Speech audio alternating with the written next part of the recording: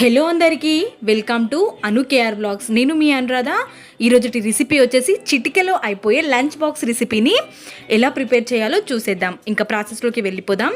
కుక్కర్లో చేసుకునే రెసిపీ ఇది. మనం కుక్కర్ని పెట్టుకొని ఆ కుక్కర్లోకి 3 స్పూన్స్ వరకు ఆయిల్ని యాడ్ చేసుకోవాలి.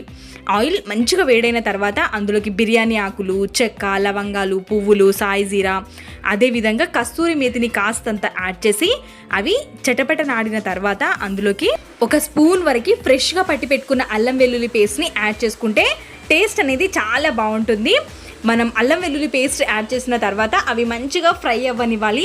ఒక మంచి స్మెల్ అనేది మనకు వస్తూ ఉంటుంది. అప్పుడు కాస్తంత వేగిన తర్వాత మనం ఒక 7-8 పచ్చిమిర్చిని యాడ్ చేసుకోవాలి. పచ్చిమిర్చి కూడా యాడ్ చేయాలి, అదేవిధంగా కారంని కూడా యాడ్ చేయడం వల్ల ఫ్లేవర్ బాగుంటుంది. కాబట్టి పచ్చిమిర్చి, అదేవిధంగా పొడుగ్గా కట్ చేసి పెట్టుకున్న ఒక పెద్ద సైజ్ ఆనియన్ని కూడా యాడ్ చేసుకొని వీటి పచ్చిమిర్చి అదేవిధంగా ఆనియన్స్ని మంచిగా వేగనివ్వాలి.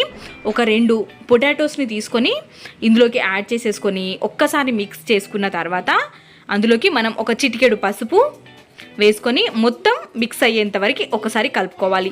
అదేవిధంగా కారాన్ని కూడా యాడ్ చేసుకోవాలి టేస్ట్కి సరిపడా. మనం ఆల్రెడీ మిర్చి యాడ్ చేసాం కాబట్టి కారాన్ని చూసుకొని యాడ్ చేసుకోవాలి. ఇలా మొత్తాన్ని ఒకసారి మిక్స్ చేసేసుకొని మనం ఒక 2 టమాటోని యాడ్ చేసుకొని ఇప్పుడు మనం కాసేపు వీటిని మగ్గనివ్వాలి.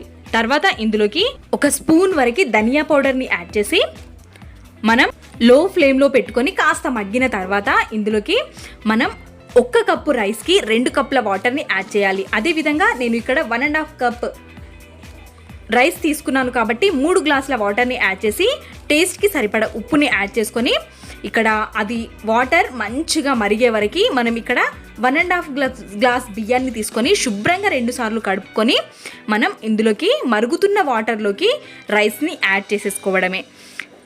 ఇలా యాడ్ చేసుకొని మొత్తం మిక్స్ అయ్యే వరకు ఒకసారి కలుపుకొని మనం ఇందులోకి సోయాబీన్స్ని యాడ్ చేసుకోవాలి. ముందుగానే మనం ఇందులోకి సోయాబీన్స్ యాడ్ చేయడం వల్ల మొత్తం ఉడికిపోతాయి. మనకి ఎక్కడ కూడా మిల్ మేకర్ అని కూడా అంటూ ఉంటారు కదా, కనిపించవు. కాబట్టి మనం ఇలా మొత్తం వేసేసిన తర్వాత మిక్స్ చేసుకొని పైనుంచి ఈ సోయాబీన్ని వేసేసుకొని కుక్కర్ మూత పెట్టేసుకోవాలి. ఒక 3 విజిల్స్ వచ్చేంత వరకు ఉంచి తర్వాత ఓపెన్ చేసుకొని చూసామంటే గుమగుమలాడిపోతుంది. టేస్ట్ కూడా అంతే అద్భుతంగా ఉంటుంది. ఒక్కసారి ట్రై చేయండి. ఎలా కుదిరిందో కమెంట్ సెక్షన్లో కమెంట్ చేయండి. వీడియో నచ్చితే సబ్స్క్రైబ్ చేసుకోండి. Thanks for watching.